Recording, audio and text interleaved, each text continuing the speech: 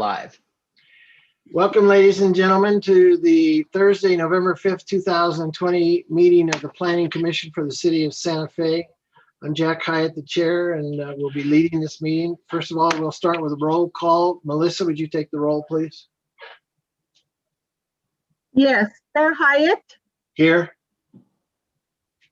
Vice Chair Hogan, Here.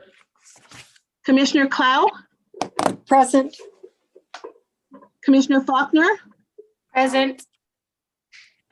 Commissioner Garcia, Here. Commissioner Gutierrez, Commissioner Lawrence, Here. Commissioner Satenia. Here. Mr. Chair, you have a quorum. Thank you. Ladies and gentlemen, I'll lead the Pledge of Allegiance. I pledge allegiance to the flag of the United States of America and to the republic for which it stands, one nation, under God, indivisible, with liberty and justice for all. Thank you. Next, we'll consider the agenda. Are there any changes to the agenda from the staff? Mr. Chair, there is no changes from staff. All right. Are there any changes from the commissioners? Hearing none, could we have a motion, please? Commissioner Faulkner to approve. Commissioner Hogan seconds. Will you call the roll, please? Yes, Commissioner Clow, Yes. Commissioner Faulkner, Yes. Commissioner Garcia, Yes. Commissioner Gutierrez. Did he sign on yet? He's not signed on. Okay, Commissioner Hogan, Yes. Commissioner Lawrence, Yes. Commissioner Satenia. Yes. Mr. Chair, the motion has been approved. Thank you. The agenda is approved. Commissioner Gutierrez, did you come on while we were taking that vote? All right, we'll proceed. He's Mr. Chair, he's having problems connecting even to the link I just sent him, so I'm going to send him the public link. All right. Ladies and gentlemen, we're on the fourth item on the agenda, which is the approval of the minutes from October 1st and October 15th. Are there any changes to those minutes from staff? Chair, I have no changes. Are there any changes from commissioners? Okay, I'll entertain a motion. Commissioner Faulkner to approve. And that's both sets. Yes. All right. Commissioner Hogan seconds. All right. Would you poll the commission, please? Yes, Commissioner Clow, Yes. Commissioner Faulkner, Yes. Commissioner Garcia, Yes. Commissioner Hogan, Yes. Commissioner Lawrence, Yes. Commissioner Satenia. Yes. Mr. Chair, the motion has been approved. Thank you. There is no old business. We'll move on to new business. The first item of new business is consideration of an ordinance regarding impact fees and amending subsection 14-8.14E of the Santa Fe City Code. Director Isaacson. Thank you, Chair Hogan. Thank you, fellow commissioners. Tonight we'll be talking about amending ordinance 14-8.14E, impact fee assessment and definitions. Impact fees shall only be collected per a valid impact fee capital improvement plan and IFCIP. In conjunction with state required update, expect to be adopted by the governing body on December 9th of this year at the governing at the meeting of the governing body. The city is required to update the assessment of impact fees in section 18-8.14 of the Santa Fe City Code. So with that introduction, I'd like to hand it over to Carlos Gamora, who's been leading this effort for the department, and he'll walk us through a little background on impact fees, the proposed changes, and recommendations from staff, and also the CIAC, which is the Capital Improvements Advisory Committee. Thank you. All right, thank you. And Noah, before we go to Carlos, would you move Clancy from attendee to participant, please?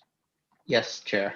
All right, and all right, Carlos, thank you very much. First of all, I'll point out to the commission that I also am the chairman of the CIAC, the Capital Improvements Advisory Committee. And last week we had 3 meetings of the CIAC to review these last documents and to go over the recommendations from staff. And this is our recommendation to you as a commission for your recommendation to the governing body. So Carlos, take it away, please. Thank you very much, Chair Hyatt. And commissioners, thank you for having us and considering this. I did speak briefly about impact fees last month, so I will try to keep this somewhat brief. To begin with, again, impact fees are intended to charge new development a proportionate share of the infrastructure costs they impose. In the city of Santa Fe, we charge 4 different impact fees: roads, parks, fire, and police.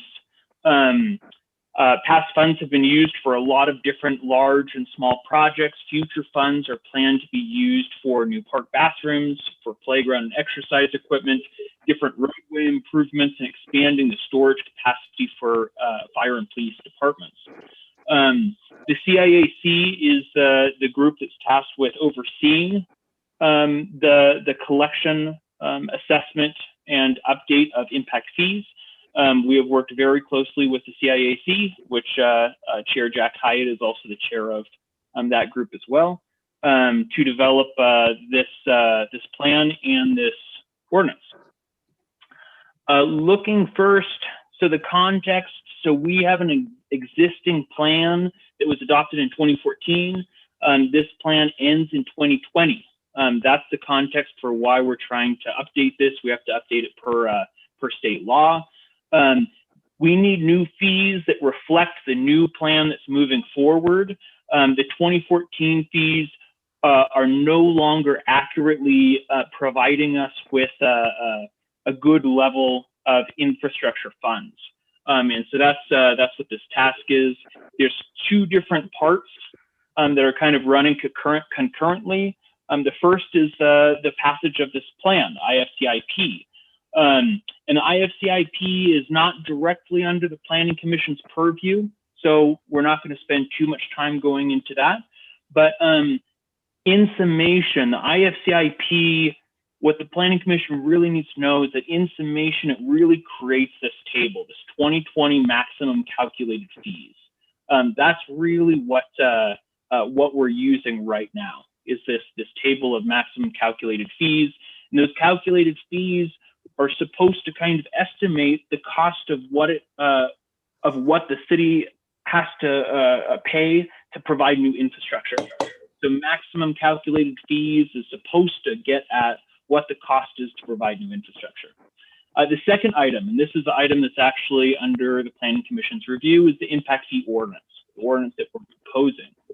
And in this ordinance, there's 3 main goals that the staff had. One is to come into legal compliance with the ways that we're assessing fees.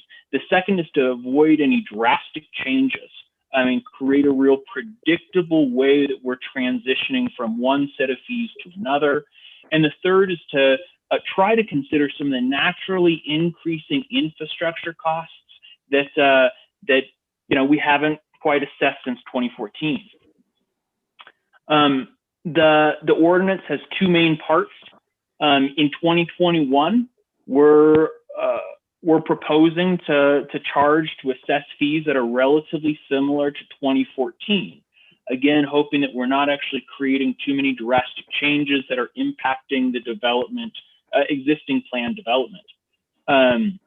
The proposed fees cover around 55% of infrastructure costs. So we're charging low fees.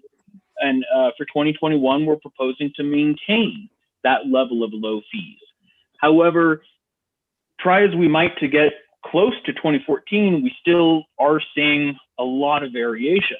So for the average single family housing unit, we're looking at an increase of around $322. For multifamily units, we're looking at an increase of $17, very small. And for retail and commercial, we're looking at a negative of $790. And something that's important to acknowledge here is that we're really constrained with how the impact fee capital improvement plan is calculating fees. And so we're not able to assess land use types independently. We can't say that we want to raise commercial fees and lower residential fees. All we're really able to do is look at some of these adoption percentages of fees. And so the proposal we have is that roads would be charged at 70% of the maximum, parks at 40, fire at 40, and police at 50. And so that's the proposal that we're that we drafted into an ordinance and worked with the CIAC on. For 2022 through 2025, we're proposing to have a phased increase.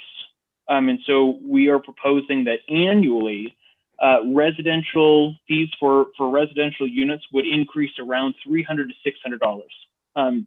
Also for a retail and commercial and office spaces as well.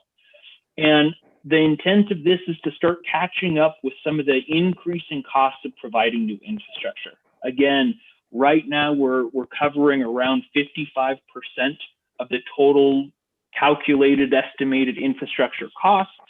And so phased annual increases would give us a predictable way to try to maintain compliance and kind of catch up with some of the naturally increasing costs that the city experiences. And so I've provided some tables kind of showing some of that. That pretty much sums up what the ordinance is. Again, this is mainly coming out of the state requirement that we update these plans. Hypothetically, we could get into a lot of details and entirely rethink how some of this works. That's not really within the scope of what we're looking at right now, because we're trying to maintain state compliance. And with that, I'll open it up for some questions. Well, let me take the opportunity to ask Clancy if you would introduce yourself to the Planning Commission, please, and give us a short summary of how long you've been doing this and what your role is for us tonight, please. Yeah, can you hear me? I can, thank you. Go ahead. Oh, good. Sorry, I was so concerned about my mic working. What was the question? The question is, just introduce yourself, Clancy, to the commissioners that probably don't know who you are as a consultant and what you do and how you assisted in the development of all of this. Yeah, Clancy Mello with Duncan Associates. We're a urban planning firm out of Austin, Texas, and we've been working with the city on your impact fee program, doing the updates since 2003. So it's been a few years. And in developing all of this, tell us what you take into consideration, please. Well, we take into consideration, I mean, there's a lot of inputs that go into the impact fees. I mean, there's the inventories of what you have now. I mean, basically the fees are based on what your current level of service is. You know, it's a little more complicated for roads, but certainly for parks, fire, and police, it's basically what kind of capital investment does the city have per unit of development, you know, what we call a service unit. So there's the inventory itself, or the inventories of facilities. We try to make sure those are as accurate and complete as possible and up to date. And then the costs of those facilities, the cost to build new facilities, acquire additional land. So, you know, it's a lot of that. And then there's the credit side where you're looking at avoiding double payments. You got to look at the amount of outstanding debt. What have you been getting in grants historically, and how likely that is to continue. So there's a lot of factors that go into a lot of data. All right. Thank you. Now, ladies and gentlemen, this is the opportunity for a public hearing in this matter. The commission itself will defer its questions for a little bit longer. Is there anybody who wishes to testify in this matter? If you would identify yourselves by raising your hand on your computer. Noah, are there any telephone call-ins? Chair, commissioners, I don't see any. All right, and let me get to my participant list. Attendees. I don't see any hands raised. Do you see any hands raised, Noah? Chair, I do not see any hands raised, but members of the public, if you'd like to participate or speak on this issue, you can use the raise hand function, or if you're calling in, you can press *9. So if you'd like to speak or to the commission about this, please do so right now.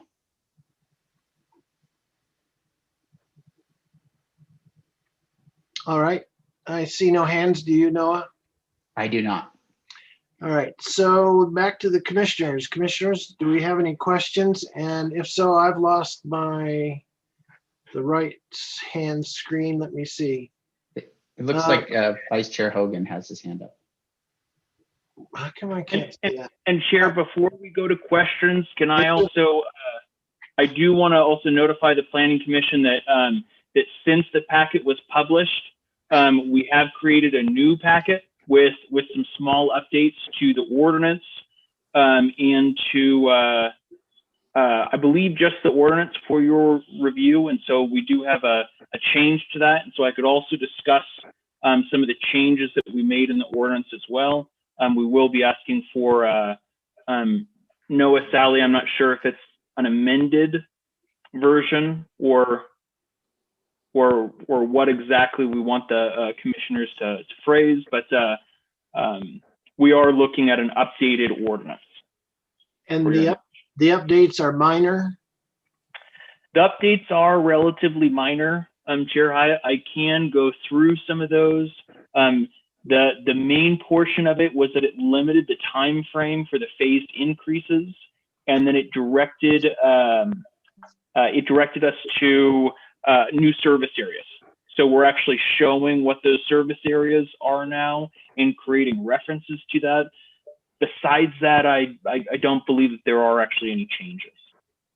All right, without objection, we'll consider those as minor, and when we get to the motion portion of this, make sure we make that appropriately. Let's see what the commissioners have to say. Commissioner Hogan. Thank you, Mr. Chairman. I just wanted to understand some distinctions on the kind of infrastructure we're talking about. I understand like fire stations, school, or not really schools, that's a different fund, parks, things like that, versus utilities, sewer, water, and streets, curb and gutter and things. Do you have different sort of categories for the different types of services? Great question, Commissioner. So all impact fee eligible projects can only be used on capacity expanding and growth related projects connected to the roads, parks, fire, and police funds. And again, the CIAC staff, the city attorney's office, and the governing body are all kind of in that process of making sure it complies with state law. But you mentioned something like curbs and gutters, sidewalks, things like that are usually part of the roads fund. Again, I think there is a degree of discretion that the city has in awarding these funds, but yes, hypothetically, it does have to conform to one of those four categories. Okay, and then if on a lot of developments we see the developers required to put in infrastructure improvements and then dedicate them to the city. Do they get credits for that based on, like maybe if they're not doing a park or dedicating land to it, they don't get a credit for that, but maybe they are putting in streets, sewer, all that. Is that broken down in your analysis? Great question again. That doesn't come into play when we're analyzing what the maximum calculated fees are. But we do have in city code the ability for waivers to happen when different projects are building infrastructure that's beyond the scope of their development. So to give you an example, Marcana Apartments, I believe this is Marcana Apartments, but a project that was approved recently, the IFCIP was stating that a sidewalk going in front of the project and extending beyond their property would be something that would be nice to have. And so that project was able to get impact fees waived. And in return, they built out sidewalk that was, again, beyond their property because it was already an eligible project. Does that make sense? Sure. Is that answering your question? That did. But as far as clarification, just really quickly, it's actually not a waiver, it's a credit. So the impact fee ordinance has a credit provision. And so if you do offsite improvements, you may work with the city to find an opportunity to be credited back a portion of your impact fees in the project area. So for instance, to Carlos's point, just use a hypothetical project. You're putting in sidewalk extensions or maybe doing intersection improvements offsite. That would come out of, say, your roads impact fees that the city would assess. We could credit those back to you in the amount of the actual project, the delivery of that. But that's something that we do prior to issuing permits, is work out that impact fee credit agreement in collaboration with the land use office and the city attorney's office. I'm glad to hear you make that clarification, Director Isaacson, particularly the timing of when those are assessed, because we try to avoid having developers have to essentially get double pay up front and then get credited back later on in the process, when often it's the startup fees that are the most challenging. The other thing I just want to clarify, kind of the structure, how this is conceptualized. It really starts with the general plan, if I'm not mistaken, and the city adopts the general plan, and then they look at it to see what infrastructure is required to meet that general plan, and then essentially a time frame is put on it, and that sort of informs their study in terms of what the impact fees are going to be, how these assessments need to be rolled out. Is that generally still current? It used to be the method. Yeah, that's generally correct, Commissioner Hogan. The CIP and how the city plans to build infrastructure, where it wants it, what those timeframes are, that's all outside of this process. Hypothetically, you could combine them. Hypothetically, you could change anything you wanted. But for this process, they are separate. And so the IFCIP is a separate plan from kind of figuring out which projects where, what city priorities are, et cetera. And of course, the IFCIP is to some degree separated from the ordinance that the Planning Commission is reviewing, which is purely around the assessment of fees. Right. So is the CIP as a capital improvements plan a input to this process? Would that be accurate? I mean, you said to a degree. So we do work with, so we have worked for about the last year, actually, with facilities, public works, parks, roads, fire, to make sure that we had the eligible projects that they're planning on building. We wanted to make sure that those were in the IFCIP. Great. That's all the questions I had, Mr. Chairman. Thank you. Melissa, will you note that Commissioner Gutierrez has joined us, please? Commissioner, welcome. Yes, thank you. Okay. Commissioners, other questions for staff, for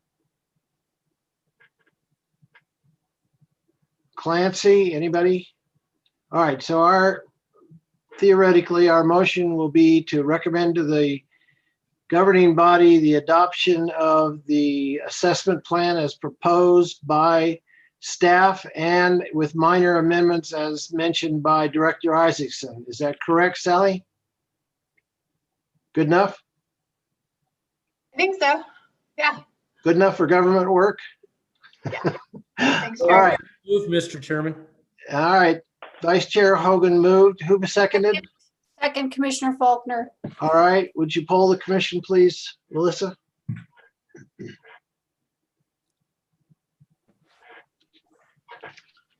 So who made the motion, Mr. Chair? Commissioner Hogan. And then Commissioner Faulkner seconded. Okay. Yes, ma'am. Commissioner Clow. Yes. Commissioner Faulkner. Yes. Commissioner Garcia. Yes. Commissioner Gutierrez. Yes. Commissioner Hogan. Yes. Commissioner Lawrence. Yes. Commissioner Satania. Yes. The motion has been approved. Thank you. And Carlos, thank you so very much. Clancy, thanks for all your hard work and good luck with the governing body. And we'll move on. Thanks, Commissioner. Mhm. All right, ladies and gentlemen, we'll move on to the next item, which is case 2020-2645, 4,000 and 4,100 Geo Lane final subdivision. Mr. Logston.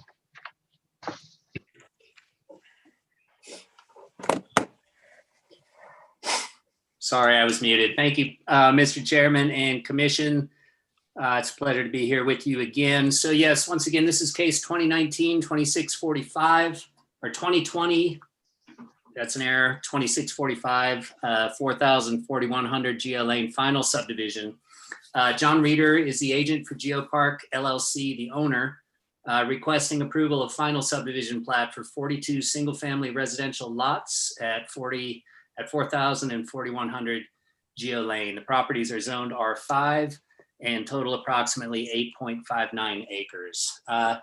As the commission is aware, this case has gone through a number of hearings and revisions. The final stop on this case was on July 19th or July 29th, 2020, when the governing body did approve the applicant's request for the general plan amendment from institutional to low density residential and the R5 rezoning request. And so now the applicant is before you now to get final subdivision approval.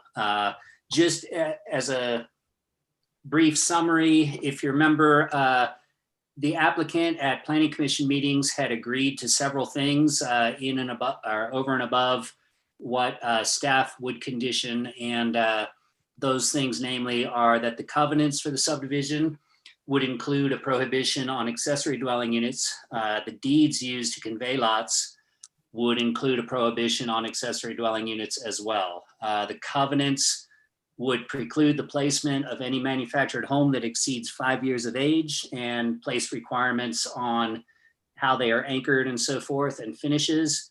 And then finally, that the applicant would construct off-site sidewalks on Geo Lane and Buffalo Grass to connect his subdivision to Airport Road. I just want to point out that between the conditions, the covenants for the subdivision, and between the conditions, the covenants, and notes on the plat, all of these things have been incorporated into the final subdivision plat that you are here to consider tonight. There's not a whole lot to say about this right now in terms of a presentation. Of course, the applicant will make a short presentation and I'll let him speak to it. And I can certainly answer any questions that come up once we reach discussion. But just in way of summary, the final subdivision proposal does comply with Chapter 14, and the applicant is fulfilling all the promises he made. Staff recommends approval of the final subdivision plat with the conditions of approval and technical corrections outlined in this report. And I will leave it at that. Thank you. Thank you, Mr. Logston. Mr. Reeder, welcome this evening, and here you are, sir. Would you like to give a brief presentation to the commission? And if so, please acknowledge your name and address and be sworn in by Melissa, please.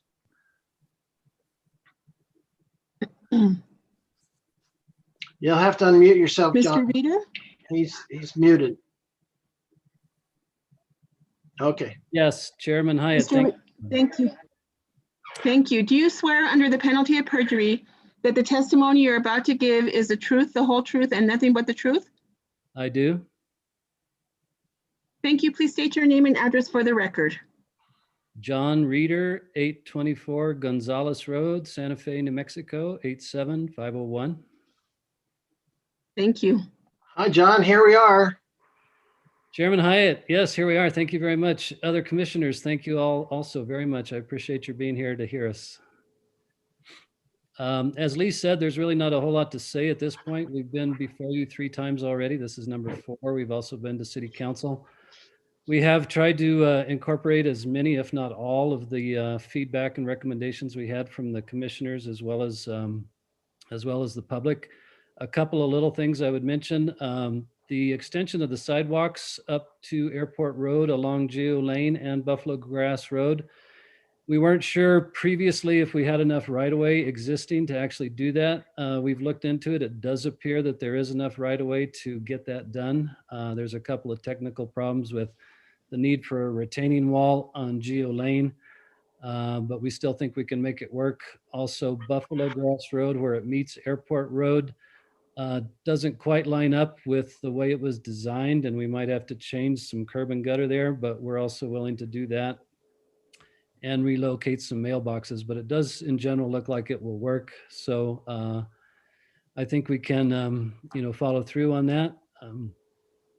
The other thing I would like to say is that it's more of an announcement, really. I think that a number of the commissioners and certainly some of the public did not think that we were sincere in trying to work with somebody, partner with somebody who would do site-built, stick-built housing on our project. And even though, we had wanted the option of doing, quality manufactured homes anchored to permanent foundations, it does appear as if we have found a partner to work with us on doing all site-built, stick-built housing on the project, including all the affordable units.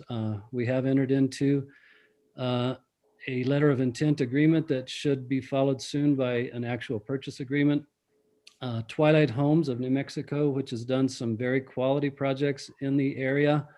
Cielo Azul on Agua Fria, as well as La Potencia off of Rufina, and is working on some other projects, is the partner we will work with for that. So again, I wanted to make that announcement, and we're actually very, very pleased about that. I hope everybody else is too. That's fine, John, and I appreciate that. We know Twilight, and I'm happy that you found that partnership. Do you have anything else, sir? That's really all I have. I think it's enough. Okay. Ladies and gentlemen, this is the opportunity for a public hearing in this matter. Is there anybody in the public attendance that would like to testify in this matter? I'm looking at all of the, if you would identify yourself by the raise hand portion of your screen. Noah, do you see any? Sure, I do. I see Deborah Snyderman would like to speak. So Deborah, I'm going to go ahead and allow you to talk. Please be sworn in, and then your 2 minutes will begin.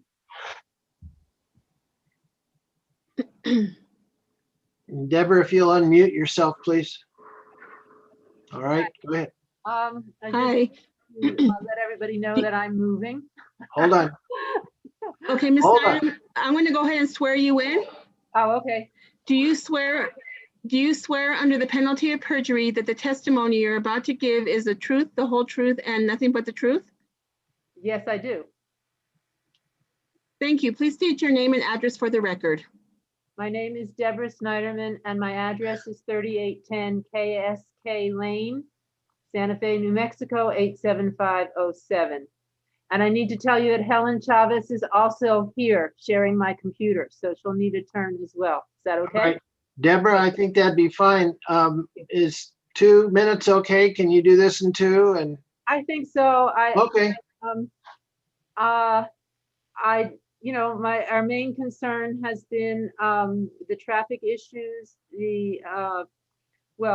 of course, COVID and creating another densely populated neighborhood, but stick houses is definitely safer than mobile homes, I think.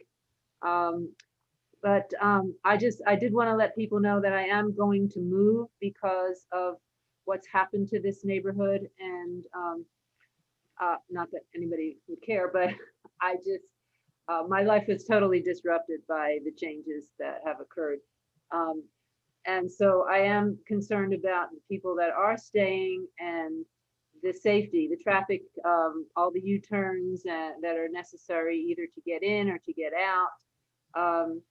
And I really don't want any streetlights. My land backs right up to Buffalo Grass Road, and to have a street light that shines in the bedroom window, not good. So I hope that there's gonna be room to like identify where streetlights should be, not in somebody's windows. And still concerned about, again, that turning lane into Geo Lane can only hold, what, 3 cars at a time? So I know that we're not in normal operation here with the 5 schools that are on the south side of Airport Road, where this development is going to be. Also, you know, all these people that need to get in and out of schools. It's a much different scene when school's happening. So I don't know if that's still something that you've thought about, or you've just decided it's just to go. And so I don't know if there's any room for any changes at this point, but those are things that we had talked about all along. Thank you, Deborah. I've already forgotten the name of the woman who's alongside you. What was her name? Helen Chavez. Helen, would you step up and be sworn by Melissa, please? Yes. Thank you. Ms. Chavez, do you swear under the penalty of perjury that the testimony you're about to give is the truth, the whole truth, and nothing but the truth? Yes. Thank you. Please state your full name and address for the record. My name is Helen N. Chavez. I'm at 214 Kailema. Geo Lane is my backyard. All right, Helen, go ahead, please. I've gone a long ways with this project, a year. So the only thing I want to say is the turnoff into Geo Lane. I really want to know if it's going to be fixed, because I don't want whoever saying it's going to be fixed and it doesn't get fixed. That's going to be a big disappointment. And you know, when the school's open, I feel sorry for the kids crossing in and out of Airport Road, running in and running out. The traffic is going to be consumed. I'm going to have to worry about more traffic because I am a senior citizen. I do live alone. My husband passed away, but I have a pit bull and a German Shepherd fully gated that will protect me. But that's another thing, drag racing on Geo Lane. There's a lot of issues, but I know life goes on, but those are the things I'm worried about. I really want that turnoff to be fixed. I don't want them to say it's going to be fixed, but then all these homes get built or whatever comes in and it doesn't get done. That's a major, major issue. Geo Lane is completely pitch dark. There's no traffic lights there at all. No speed bumps. So there's going to be a lot of things going on there. And I feel for my life, you know. So that's the only thing I say. And I hope Mr. Reader respects that project to happen the way it's supposed to, and not let things go by and walk away, you know. And that's all I have to say. Thank you very much. I appreciate it, Helen. Anybody else? Chair, Marty, Marty Rodriguez. Marty, I'm going to go ahead and allow you to talk, please, and mute yourself and be sworn in. Marty, you have to unmute yourself. There you go. Thank you. Thank you. Ms. Rodriguez, do you swear under the penalty of perjury that the testimony you're about to give is the truth, the whole truth, and nothing but the truth? Marty, this is where you say I do. Ms. Rodriguez. No, I can't hear you, Marty. Are you turned up on your speaker?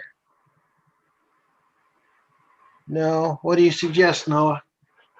Chair, I would suggest, Marty, you might want to look at your settings under microphone or audio settings and make sure that your microphone is set to either Siemens system or whatever microphone comes in there.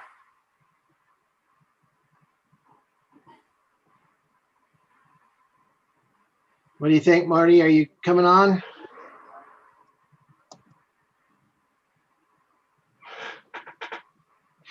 Well, let's give Marty another chance. In the meantime, I'll keep the hearing open and go to commissioners for questions. First of all, John, you heard John Reader, you heard Helen's comments. I wasn't remembering which part of the road we're talking about. Do you know what she was saying and what you have to suggest for that? Yes, I know the part of the road she's talking about. You know, our plans do not include any streetlights on Geo Lane other than the ones that would be right on the front of our property, so not extending up to Airport Road. But there will be streetlights which are required now of any subdivision in the city, and those will be incorporated into our subdivision as well, and they will shine some light on Geo Lane. To Deborah Snyderman's concern, there will be no streetlights added under our project along that stretch of Buffalo Grass Road where her house is. Again, there will be streetlights within the subdivision, but not extending up to Airport Road. So at least as far as our project is concerned, she doesn't have to worry about that. Okay. All right, let's take one last shot at Marty. Noah, is he still trying to get in? Yep, Marty, can you unmute yourself and try to speak again?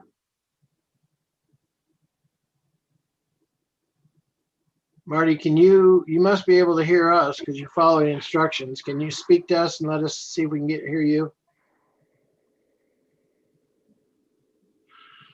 Okay, we're gonna move ahead, Marty, and I'll come back to you if you get the opportunity to open up your audio so we can hear you. I'll keep the hearing open briefly, but commissioners, do you have any questions while we're waiting for Marty? Commissioners?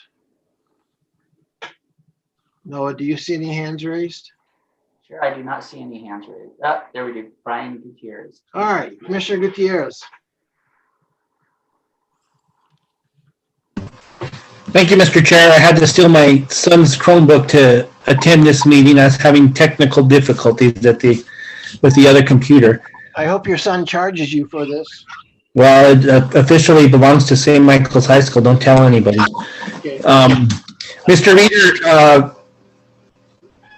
congratulations, first of all, on working with Twilight to get still-built homes on this property. I just have a few quick questions. The first thing I was going to ask you in regards to the homeowners covenants you put forward towards us. They say in your covenants that it's all new homes. Was that something that you put in after you knew Twilight, or if for some reason Twilight doesn't come to fruition, you will just have if it are manufactured homes in the subdivision, will they be required to be all new? What's your thought on that?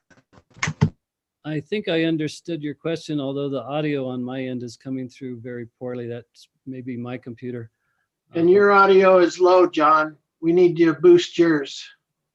Okay, I'll try to do that, or I'll just. Now you're muted. Okay. I'll just speak louder. Okay.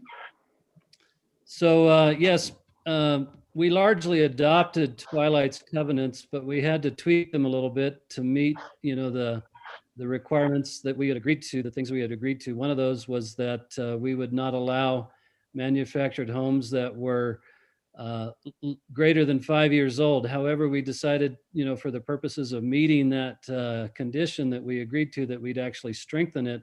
So rather than say 5 years old, we said new.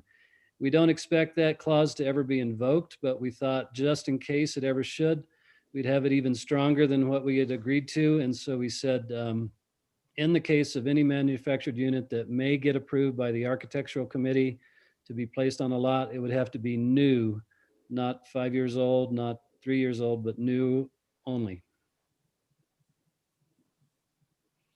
Thank you for that. And then I spoke earlier in the day with Mr. Logson, and we were going over some of the conditions, and my question to you was, or my question to him, and I'm going to pose it to you, is on the a couple of the things that need to be done. They're being requested to be done before you get a CO. And I was talking to him specifically about the turn lane, the extra 25 feet in the sidewalks. As a builder, does it make more sense when you start cutting ground to do that all at once And what I'm trying to get at is for the convenience of the neighborhood, that gets out of the way and done in the beginning instead of the end. What's your plan on how you're going to tackle those two items? We could definitely do the left turn lane early on, right away, the first part of the project. No problem with that. Typically, the sidewalks we would not do until we were doing all the sidewalks in the subdivision while we were staged for that kind of work. So the sidewalks would, ideally not be required of us until we're doing all the sidewalks, and we'd catch them all at the same time. But again, the left turn lane would not be a problem to do right away. Okay, that answers my questions. Thank you. All right, I'm looking for other hands from commissioners. First of all, let's go back and see if we got Marty. Did we ever get Marty up, Noah? Marty is still there, but Marty, you want to try one more time to see if your mic is Marty, this is the last time we're going to try. If you'll unmute yourself and try to talk to us, we'll be glad to listen.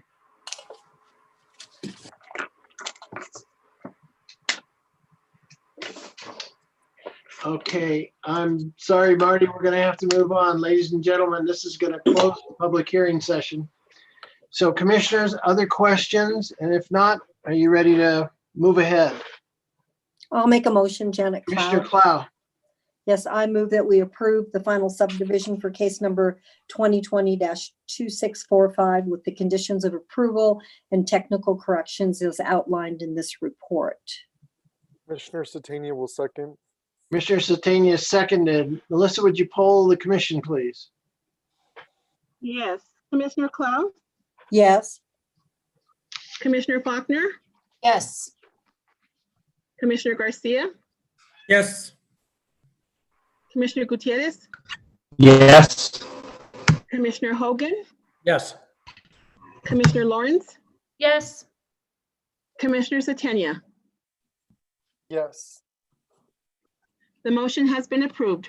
Thank you. John, congratulations. Good luck. We expect you to do great things out there. Thank you very much. We hope to do something we can all be proud of. We sincerely believe this is going to help the neighborhood and elevate it up. Well, I think you did a marvelous job with the neighbors. Good luck. Thanks again. We need to, I move we approve the findings of facts and conclusions of law for case number 2020-2645. Mr. Satania, Second. please poll them, Melissa.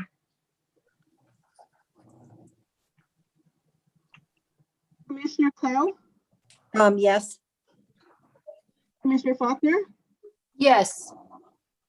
Commissioner Garcia? Yes. Commissioner Gutierrez? Yes. Commissioner Hogan? Yes. Commissioner Lawrence? Yes. Commissioner Satania? Yes. The motion has been approved. Thank you. Commissioner Gutierrez, I don't know why, but every time you talk, you're really loud. So I'd encourage you to back off just a little because I'm adjusting my audio every time you speak. I think it's your son's device. It must be it. All right, ladies and gentlemen. Settings. Yeah. Noah says settings. Yeah. All right, ladies and gentlemen, we're on the next three cases, which all are related. This is cases 2020-2643, 2653, and 2652, all related to 5201 Beckner Road, preliminary subdivision, variance to the slope disturbance rules, and final development plan. Mr. Logston. Thank you, Chair Hyatt and Commissioners. So as just stated, this is a one hearing with three cases here. Case 2020-2643 is a preliminary subdivision wherein the applicant requests approval of a preliminary subdivision plat for 5 lots at 5201 Beckner Road. 4 of the lots would be commercial and 1 residential, or those would be the land uses on it. Case 2020-2653 is a slope disturbance variance. The applicant is asking specifically for a variance to subsection 1482D2B to disturb natural slopes greater than 30%. And then finally, the final case is 2652, which is the development plan for the project. And it is a final development plan for, I just had my contraption fall apart here.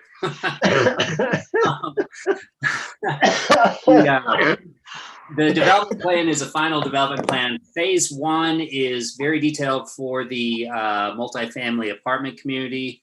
And phase 2 is for commercial development on the 4 lots. This property does lie within the Los Solares master plan area and meets the goals there. Those mostly had to do with trail connections and so forth. The roads were all part of that master plan as well and have been built recently. So there wasn't a whole lot to analyze in terms of the roads and so forth. The commercial properties do lie within Zone 4 of the Cerrillos Road Highway Corridor Protection District. The proposed lots do conform to the standards of that. The Zone 4 there sets standards for setbacks, lot depth, landscaping, access points, and all those sort of things. I know that Ms. Jenkins will have a presentation here, so I will keep mine very short and will certainly gladly return to any points of clarification for questioning. But staff is recommending approval of all 3 requests, and the motions and so forth are found there in your staff report, and I'll leave it at that. Lee, would you address the ENN issue, please? Yes, thank you. I'm sorry.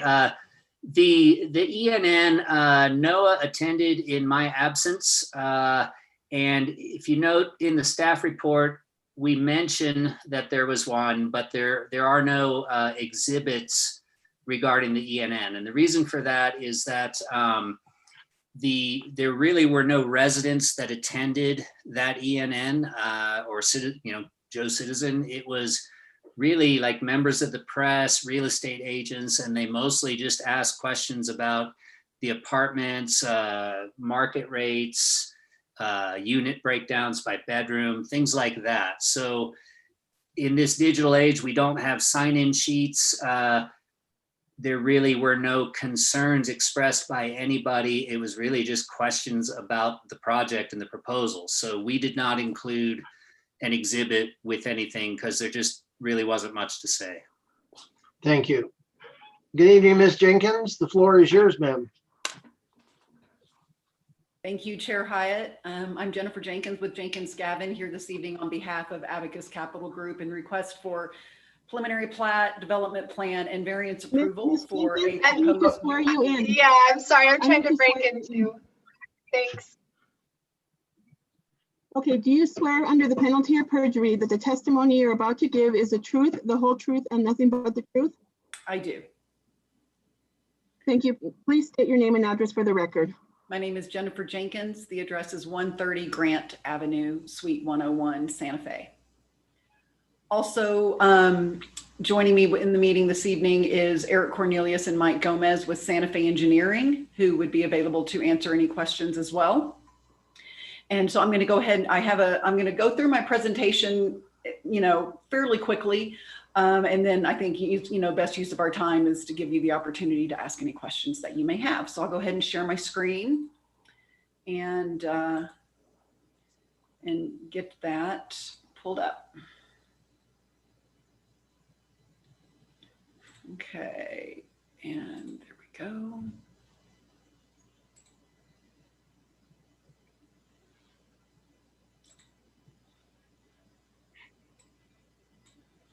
Okay, so what we are requesting this evening, as Lee pointed out, is we are requesting preliminary subdivision plat approval to create 5 parcels, 1 residential multifamily tract, and then 4 commercial tracts. We are also requesting development plan approval for a mixed-use project to be developed in 2 phases. The first phase is a 330-unit multifamily community, and the second phase is the commercial development that is adjacent to Cerrillos Road. And lastly, we are requesting a variance to emit, pardon me, to permit disturbance of some isolated occurrences of some naturally occurring 30% slopes. Whoops, sorry. I didn't mean to do that. So this is the 36-acre subject parcel. It is located at the northeast corner of Cerrillos Road and Beckner Road. Here to the east is the new Presbyterian Hospital. Directly to the south is the Santa Fe Outlet Mall. Over kind of to the northwest on the other side of Cerrillos is the Super Walmart and the shopping center, the Main Street Shopping Center that is in front there. And then also to the north on the same side of Cerrillos, there is the Los Solares commercial pad development there. And as Lee mentioned, we are part of the Los Solares master plan.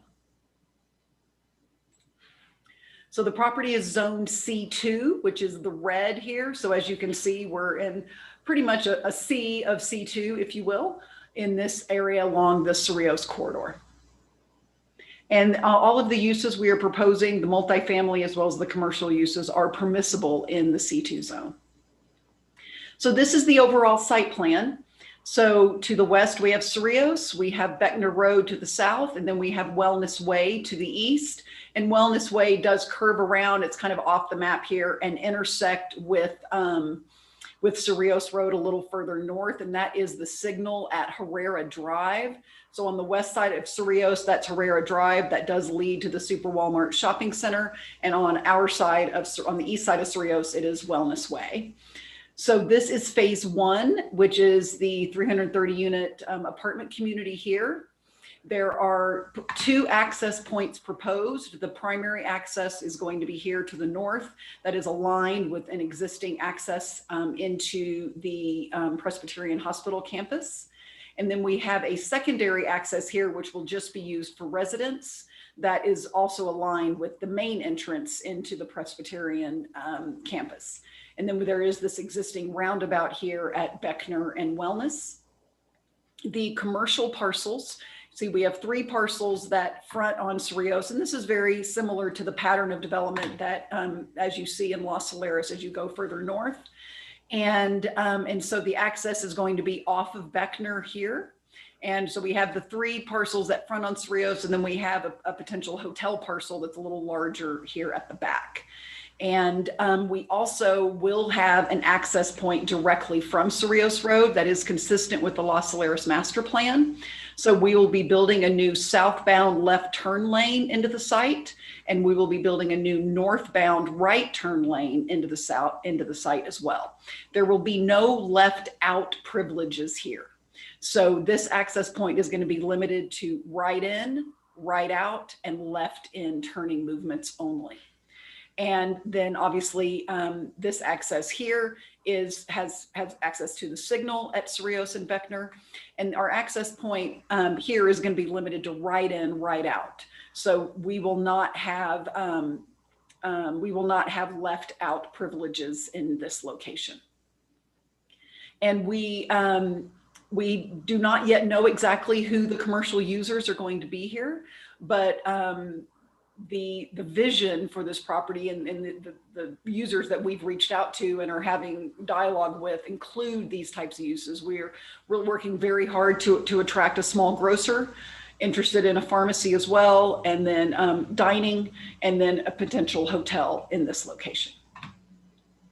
And as Lee mentioned, we are doing some trail improvements as part of this that I will go into here on the next slide. So zooming in on the development plan for phase 1 for the multifamily. As we mentioned, we have 2 access points. There is a central clubhouse amenity with pool and fitness and outdoor, recreation amenities here. And then we have a looped roadway system that circulates through the site. One of the other elements is we are going to also have a secondary emergency access that will connect to the commercial development to the west that connects to that access road. that leads to Cerrillos. Because our two main access points here are so close to one another, and speaking with the fire marshal, he asked us to have another alternative emergency access.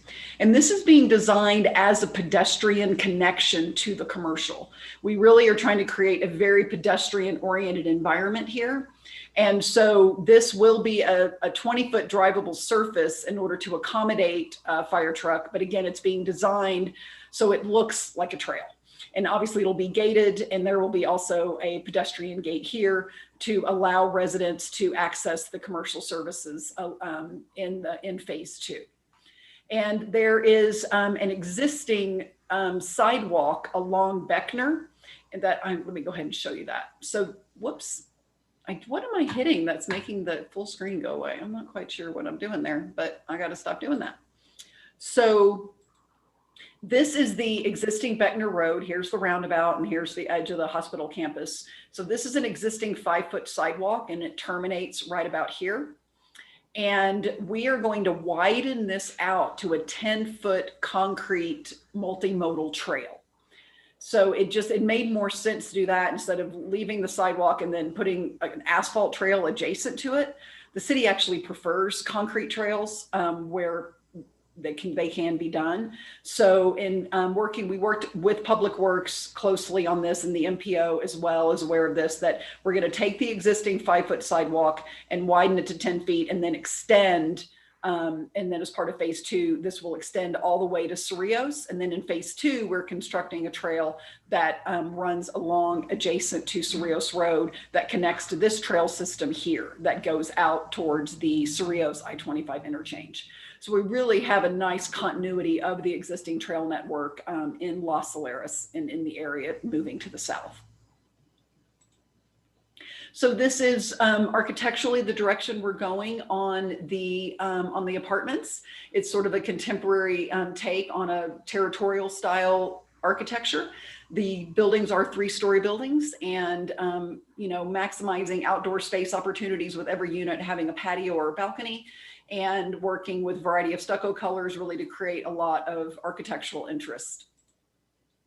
So phase 2. So here we have our commercial pads fronting on Cerrillos. Here's that access from Cerrillos Road, and then our right in, right out access from Beckner. And then you can see the trail improvement here. And we do have a condition of approval that we are extending this to cross the Arroyo. And so that is not reflected in this drawing, but that was a condition that was provided by the MPO that we have agreed to, that we'll be extending this because the overall trail plan is for there to be extension of the Arroyo de los Chamisos trail along the north side of the Arroyo. So we would have that connectivity there. And again, working to create a highly pedestrian oriented environment here to really create a dynamic mixed use space. So the residents and obviously other neighborhoods can access these services on foot or other forms of multimodal transportation. So architecturally, we really want these buildings to really harmonize with what we're proposing with the apartments. And so we're going to be establishing some design standards for these buildings. And so everything, we want everything to have its own personality, but we also want it to harmonize and everything to work really well together. So this kind of gives a sense of kind of the design direction for the commercial buildings. So as I mentioned, we are requesting a variance to disturb a couple of small areas of 30% slopes. The purpose of the variance relates to work that has been done in the Arroyo. So in 2009, FEMA issued what is called a conditional letter of map amendment that permitted the channelization and bank stabilization of the Arroyo de los Chamisos. So the process is if anybody ever, a property owner ever wants to modify the floodplain as it flows through their property, the first step is they hire an engineer, they assess and do a complete drainage analysis. They make a proposal to FEMA that says, we propose to do this. These are the potential downstream impacts. Here's a total drainage analysis. Here's the engineering plans for the work that we want to do in the Arroyo. FEMA reviews that, and then if they approve that, then they issue what is called a conditional letter of map revision or map amendment that allows the property owner to then move forward and actually construct those improvements in the arroyo. And so those arroyo improvements were constructed, conducted, as I wrote here, in 2013. So there is one element of this, of the approval that has yet to be constructed, and that is the on-site grading work. So since the arroyo has now been channelized and the banks have been armored, there's a small on-site drainage way that no longer outflows into that arroyo. And in addition, that small drainage way no longer accepts any upstream flows because of the construction of a storm sewer in Beckner Road. So as part of the Clomer approval, a grading plan was submitted to FEMA that showed the filling in of that drainage way, because FEMA does not allow you to have drainage ways basically that are dead ends that don't outfall anywhere. And based on the work done in the arroyo, that was the condition that was being created. So we have an obligation in order to complete the work that is in accordance with the approved Clomer. We do need to fill in that drainage way. And then once all the work is done and FEMA approves that, then they will officially amend the FEMA floodplain map to reflect that. So this is the existing condition, the existing topography on the site. So this is the drainage way in question here. And this drainage way used to flow into the Arroyo de los Chamisos. It no longer does that. So it kind of creates a little bit of a basin right here. And you can see the armor areas of the arroyo here in this drawing, and that work that has already been done. So this is the grading plan that was approved by FEMA.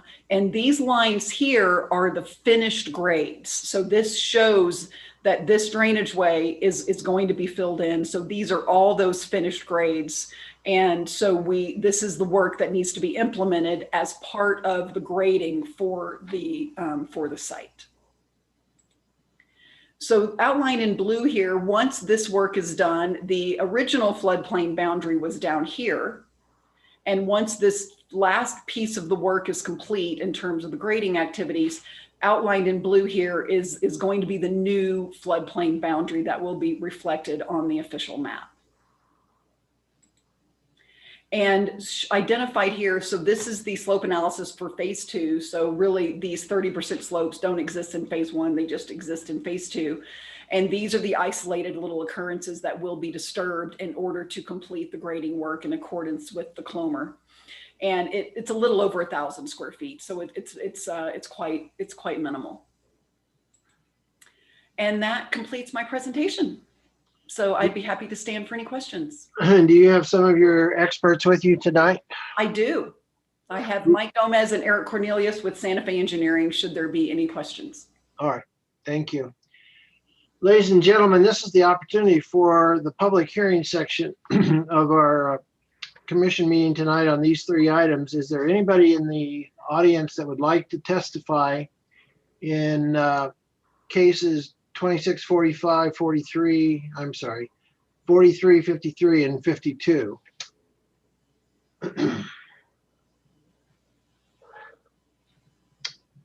No, I don't see any hands raised. Do you? Chair, Commissioners, I do not see any hands raised.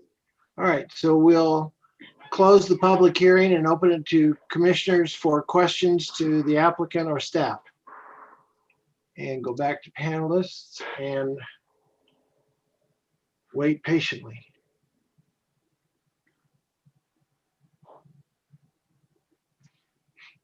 I don't see any hands raised. Is there anybody who wants to proffer a motion or motions?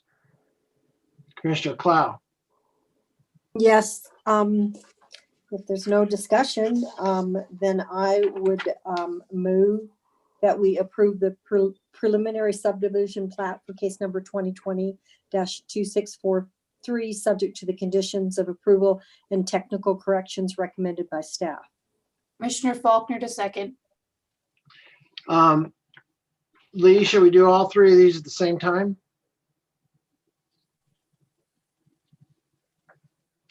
Mr. Chair, I believe you can unless Noah or Sally has any input there that you shouldn't, but I believe you can do all three. They don't appear to be shaking their heads, so let's go forward. Commissioner Clow, or the other Sure. two, please. Yes, I move that we approve the variance to SFCC subsection 14.8.2 D2B for case number 2020-2653.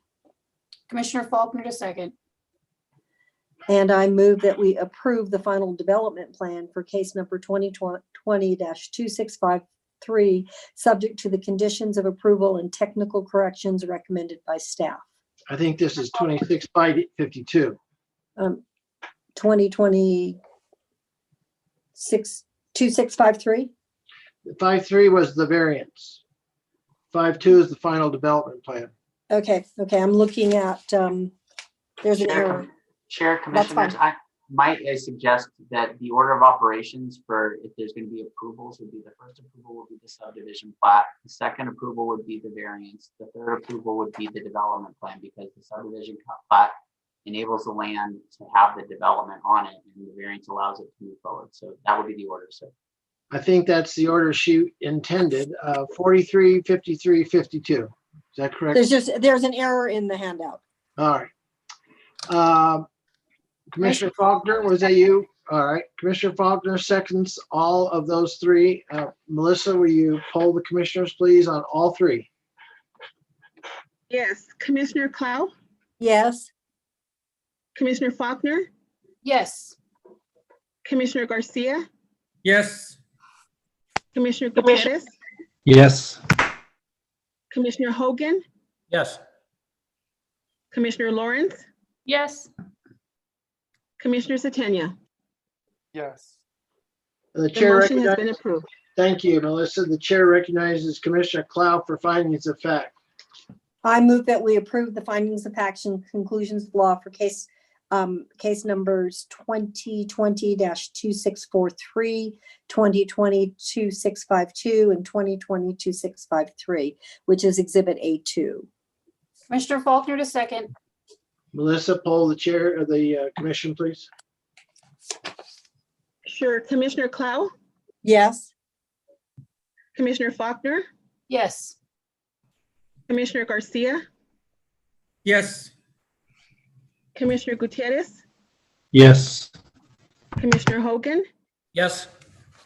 Commissioner Lawrence, Yes. Commissioner Satania. Yes. The motion has been approved. Thank you, Melissa, and thank you, Jennifer. Thank you all Congratulations. very much. That Thank was you. not a record-breaking performance, however, 6 minutes is your lowest number, I think. No, she did it under 1 minute one time. Really? Yep, she did it around 1 minute. She broke the record for the commission. Incredible. All right. Well, thank you again, Jennifer. We'll move on to staff communications. Director Isaacson or Noah, anybody? Yes, Chair. I just wanted to remind the commission, we do have a second meeting on November 19th. There will be an appeal heard and then 2 cases that may or may not have a lot of attendance from members of the public and the community to speak on it. So I anticipate that being kind of a long night, but we'll be pleasantly surprised that it's short. And then we will be having a meeting, at least for right now, we have 1 meeting in December. So that will be, you'll get a notification or an invite on that in the coming days. So I just want to make you aware of that. The other thing is that I do believe there's an advertisement that at some point soon will be going out asking for letters of interest for the Planning Commission and the Board of Adjustment. I'll let Director Isaacson speak on when he thinks that may be. Thanks, Noah. I believe that will go out first thing next week. Okay. Eli, do we have to reapply for the positions we have already? No, I think it's really looking for people, we have, thank you for the question, Commissioner Faulkner. We have multiple land use boards that have vacancies or people who have served their term and have expressed interest in maybe not serving moving forward. And so we thought the easiest way to do it would be to just let everyone know that we are looking for people and get some names. But folks who are on the board currently and are interested in staying on the board are not required to reapply. We're just looking at a pool of potentially interested folks from the community who might want to participate either on, BOA, Planning Commission. We also have, as Carlos mentioned earlier, we work with the CIAC, which is the Capital Improvements Advisory Committee. They are very involved with putting together the IFCIP. We have some folks on that committee that are no longer interested in serving. And so we'll have some vacancies there. The process for people who are interested in CIAC is to reach out to your counselors in your district, because CIAC is actually appointed by the counselors. It's not appointed by the mayor, and it's not a recommendation from staff. So it's a little different. CIAC is a little different from BOA or Planning Commission in that sense. But anyways, that announcement or announcements will be going out first thing next week. Anything else from staff? Matters from the commission? I have one thing, and that's the chair retains the right to always announce marriages of any of the commissioners, and there's one of us that has fallen over the line here. So Commissioner Hogan, would you like to tell us what's gone on in your life recently, please? Oh, thank you for volunteering me, Mr. Chairman. You bet. I wasn't invited, by the way. Well, there's a lot of people that fit that category. It was a bit spontaneous and it was on a vacation. So where were you? We were in French Polynesia. Aha. And did the captain of the boat marry you? He did. I'll be damned. It was okay. Kind of unexpected by both of us, but we've been engaged for 8 years, so it's not like we rushed into it. So. And are you registered somewhere where we can all, just jump on board and send you lavish gifts? Yeah, fundme.com. Well, congratulations. We're all pleased for you. And well, thank you very much. Well, and your wife's name is? Paige Bradley. Paige Bradley. All right. Well, we look forward to seeing her sometime. Bring her to one of these Zoom meetings. So just have her stick her head in so we can say hello. Yeah. Any longer than that, I don't think would be good for the marriage. So yeah, I'll take it. All right, good. Commissioners, Commissioner Faulkner, did you have some information? Yeah, I have a request. There's concerns in my district that some of the properties, some of the developments we've approved have been sold or in the process of being sold. And there's concern in the community that the developer or new developers can change things like density and get rid of amenities and do some stuff with staff without having to come back to the commission. And so I'd like to maybe see if staff could address that a little bit, but then also I would like a report from staff sometime between now and the next commission meeting or at the next commission meeting, although that sounds like it's going to be lengthy. So you could just provide the report to me in email or however, as long as I have something tangible. So some of the questions are, can, once we approve and the city council approves a, final development plan, can a developer either by selling and then a new developer buying the property, or the original developer, can they increase density from like 3 to 7? Or can they get rid of parks? Can they change like more significant things about the development that would kind of alter the state of the development from what we approved it? I don't think that that's true, but I would like to have staff answer that on the record, just so the community can kind of get a feel for what the process is. And then also I just would like follow up on I think it's called the Aguafina development, and then the apartments on South Meadows and Airport Road. If I could get those reports back, that would be awesome. Well, let me just take this one at a time. First of all, Eli, would you like to take a shot at the changing the game after the approvals? Sure. So there's a provision in Chapter 14 that allows the land use director to make some minor administrative changes to an approved development plan or subdivision plat. But the types of changes that you described in your question, Commissioner Faulkner, would certainly have to come back to this board, or even possibly the governing body if you're talking about changing the zoning, before any of those types of changes could be made.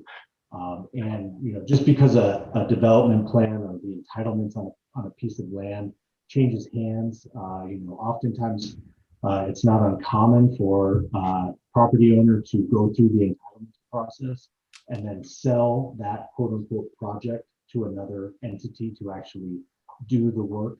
But in the process of selling the project, the entitlements and approvals do not change, and any significant deviation from what was approved by planning commission, the governing body, would need further approval by the approving entity. Is there anything you'd like to add, Noah or Sally? Thanks, Eli. Thank you for the questions, Commissioner Faulkner. I would also like to add that in terms of, if sometimes we may have, like Eli was saying, minor amendments to a subdivision plat, we might have minor amendments to a development plan, but staff weighs the request first and then determines if the request needs to come back to the board or the governing body before making decisions. And then if we do determine that it's an administrative review, meaning that it won't have a negative effect on neighbors or neighborhoods, that's usually the criteria, that it could have a possible negative effect in the surrounding community, then we will process it administratively if it does not have a negative effect. And then if it does potentially, or was a super controversial case and could affect the community, we can send it to the planning commission to be heard. The other part of your question, I think, was Aguafina. You were asking about that. Is that correct, Commissioner Faulkner? Well, what I'd like, and you don't have to do it tonight, just if I could get a report on Aguafina and then also on the South Meadows and Airport Road apartments, just an update about where those projects sit now. And that can be in an email. I just need something tangible. I look at, I know that I often take a position of kind of advocating for these things, like advocating for community communication and transparency and all that kind of stuff. A lot of times I do it because I understand the process, but there's people who watch the planning commission who care a great deal about what's happening in their community.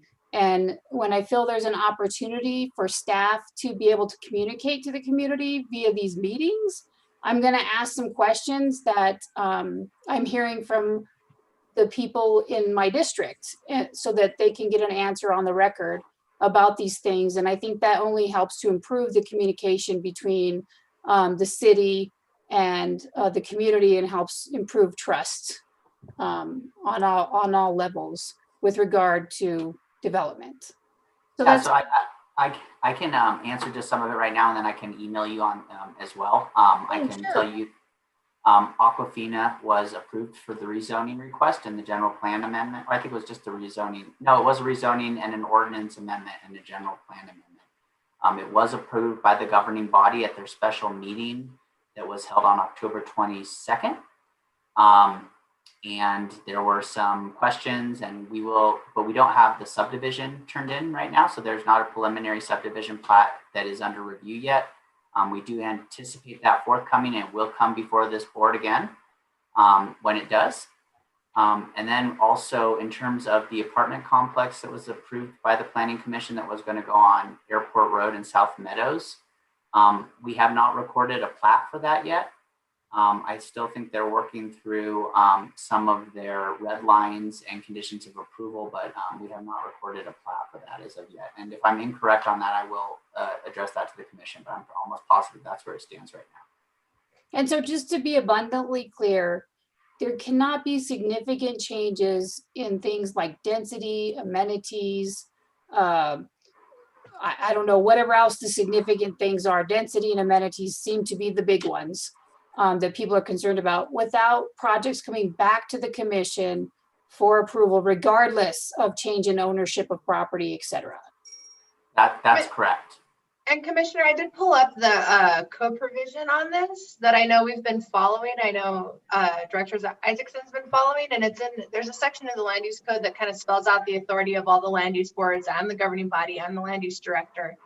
And so it talks about minor modifications to development approvals. It allows the land use director to approve minor quantitative and qualitative modifications to a master plan, development plan, subdivision plat, special use permit, or other development approval, but it's subject to criteria. So we require a written request from the applicant explaining the need for the modifications. So we're kind of documenting what they're asking for and why. Requires a written finding by the land use director that the modifications do not substantially change the function or appearance of the development and will not result in any negative health or safety impacts on the community or negatively impact a neighboring property. And then this is specifically to your density question.